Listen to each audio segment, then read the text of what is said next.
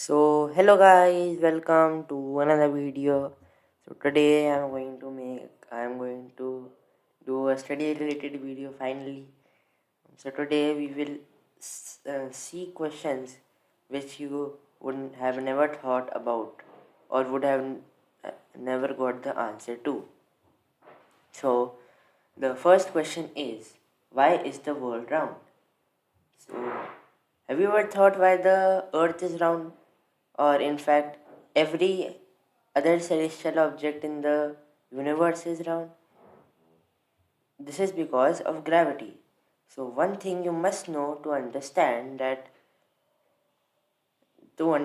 this is that more mass is equal to more gravity. So the more the mass you have, the more the gravitational pull you exert on the objects above you. So the more massive the object is, the more gravitational pull it generates.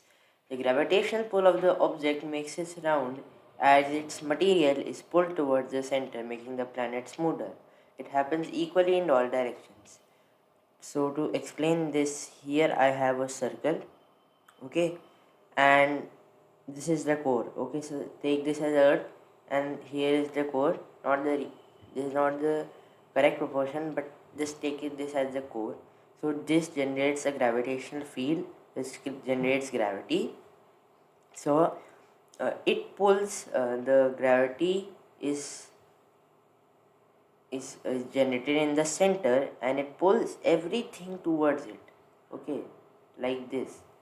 It pulls everything towards it equally in all directions. Okay, so like this.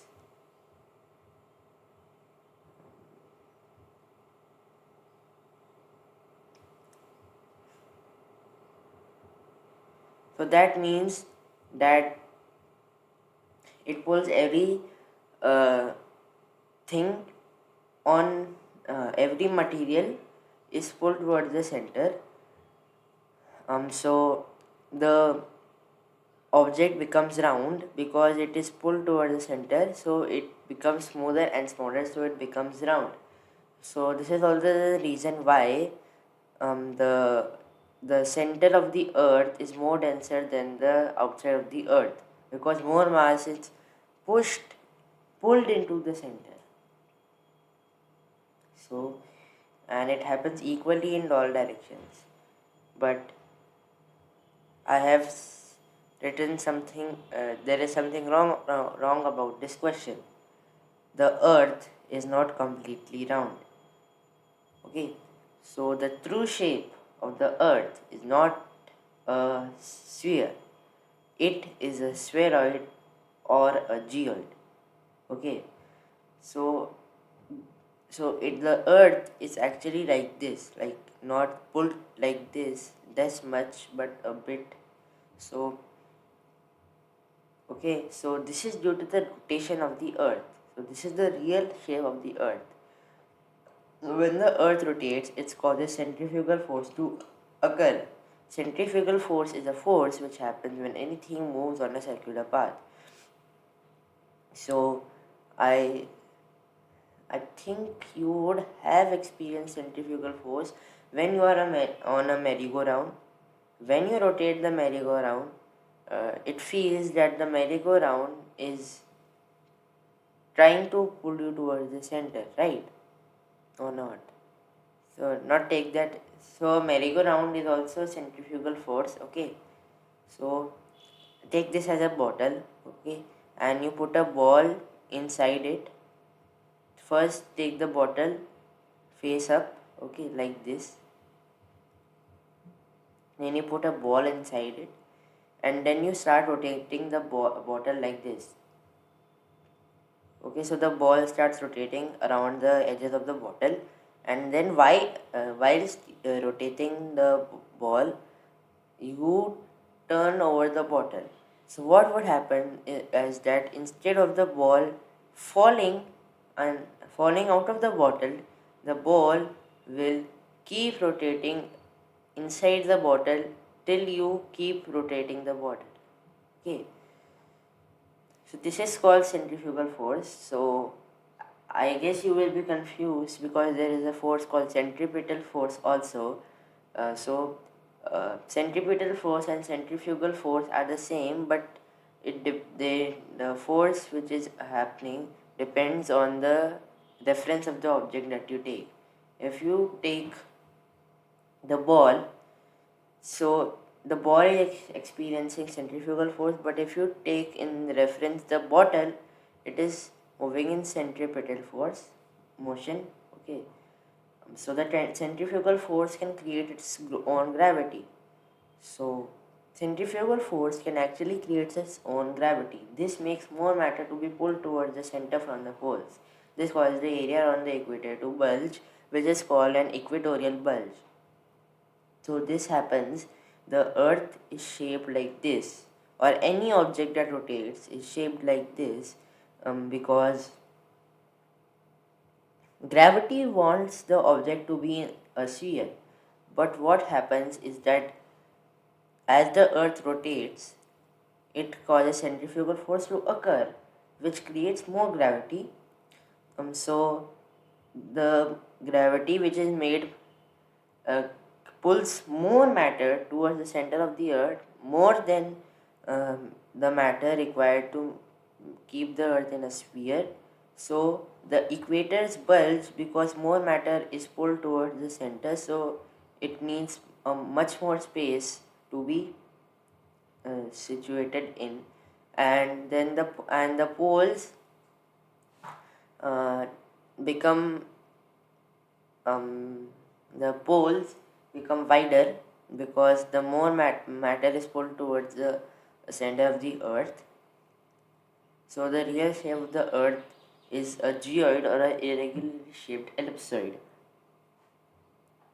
So okay. So this is true for every object that rotates in the universe. And one thing I forgot to tell you over here is that let's take an asteroid. Okay, so the asteroid is not circular in shape because it doesn't have enough mass to have a uh, significant gravitational pull to make itself round. So that's why asteroids and other small objects are not spherical in shape. Okay. So the last question for today is, how do trees remain alive? So I bet you wouldn't have thought about this question. There are many long trees. How do they take the water and nutrients to the top? Because trees can be so large, right? Trees can be so large, but how can they take water up to the leaves? How is that possible? It could be because xylem tubes are the tubes which carry water and nutrients to the leaves of the trees. So, but the xylem tubes have certain sections which hold water. So the xylem tubes can have certain sections like this. This is one section. This is second section. Yeah, so they can have valves. Okay, certain valves. So they this is a xylem tube. Okay, it's not a real width of the xylem tube. So for example, the water is pulled upwards. Okay, and then when the water is pulled upwards, the valves are open, but when the water is starting to go down, the valves close and the water is then put over here. And then the second valves, the water then moves more up, and then the second valves open, and when the water reaches there, they close. But this is not true because xylem tubes are actually made up of dead cells, so they can't have functioning valves. So the vacuum in the tree might help the water to go up. So the xylem tubes have vacuum in themselves. Okay, so they are vacuum. They have no air in themselves.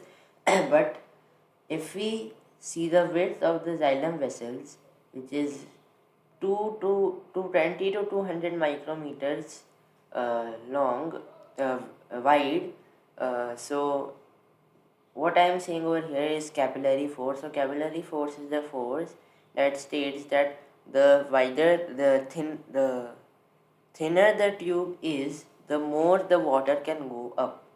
Okay, but the problem is that the width of the xylem tubes are 20 to 200 micrometers, but and water can only go up till 1 meters, but trees can be 100 meters long, 200 meters long. So how is this possible? So one more situation I didn't state over here is about osmotic pressure. So I will not go into detail. So osmotic pressure is the the 1 second. Yeah. So this is the soil and these are the roots. Okay, these are the roots. Okay, so they carry water to the top. So um the water they have doesn't have salt, and the water in the soil, no, the water the trees have has less salt than the water the soil has. This creates osmotic pressure which pushes the water up. But in mangrove trees, the the yeah the salt in the water, in the roots, the water in the roots has much more salt than that of the soil. So the osmotic pressure then acts in the opposite direction, and the trees have to then put more force to get the water up. Okay, so the water goes down instead of up. This can't also be true. So what is the answer? So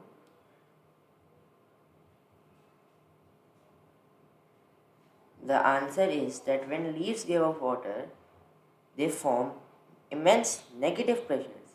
So actually, unlike gases, in which gases can only reach to perfect vacuum, in liquids they can go to negative pressures. So negative pressures means they create suction. So I'll just show you.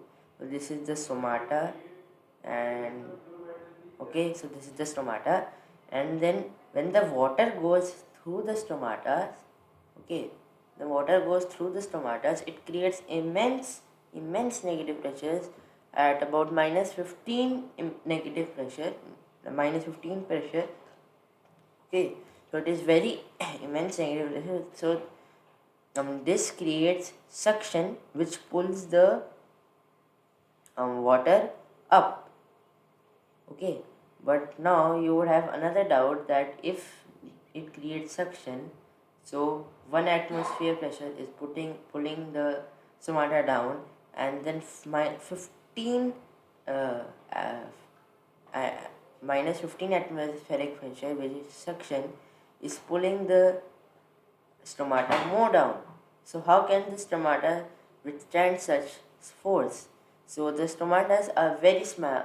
They're around 2 to 3 um, 2 to 3 nanometers big. So the surface tension of water doesn't let the stomata to break. So this is how trees pull water to the top. And you know the reason why the trees pull the water to the top? Just because they want to evaporate the water. So to take in 1 molecule of carbon dioxide, it takes many water molecules. So it has to take all the water, and it creates immense negative pressures just so that it can get carbon dioxide for photosynthesis. So thank you for watching my video. Please like, share and subscribe, and I'll meet you in the next video. Bye.